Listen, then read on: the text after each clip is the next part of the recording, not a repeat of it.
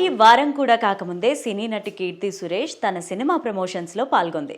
అంతేకాదు modern dress లో మెడలో పసుపు తాడుతో ఈ వేడుకల్లో కనిపించడం విశేషం. వివాహ బంధం పైన ఎనలేని గౌరవంతో తాళిని అలాగే ఉంచుకొని కీర్తి ఈవెంట్ కి రావడం అందరినీ ఆకర్షించింది. ఇందుకు సంబంధించిన ఫోటోలు సోషల్ మీడియాలో వైరల్ గా మారాయి. నటి కీర్తి సురేష్ పెళ్లి తన స్నేహితుడు ఆంటోనీతో గోవాలో గ్రాండ్ గా జరిగింది. డిసెంబర్ 12న అతనితో 7 అడుగులు వేసింది. తన 15 ఏళ్ల ప్రేమను పరిచయం చేస్తూ మహానటి కీర్తి సురేష్ సర్ప్రైజ్ ఇచ్చింది.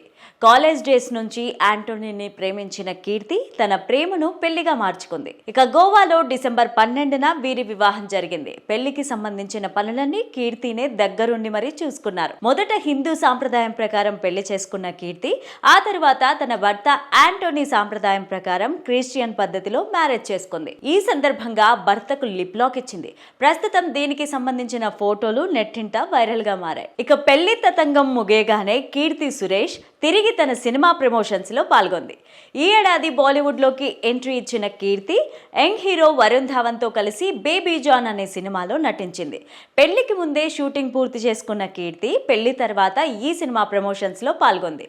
ముంబైలో జరిగిన ప్రమోషన్స్ ఈవెంట్ కు అటెండ్ అయింది. మోడ్రన్ డ్రెస్ లో మెడలో తాళితో కనిపించి అందరినీ ఆశ్చర్యానికి గురిచేసింది కీర్తి సురేష్. ఇక బేబీ జాన్ సినిమాలో వామికా గబ్బి, జాకీ షరఫ్ ముఖ్య పాత్రల్లో నటించారు. ఖాళీస్ దర్శకత్వం వహించిన ఈ చిత్రానికి తమన్ సంగీతం అందించారు.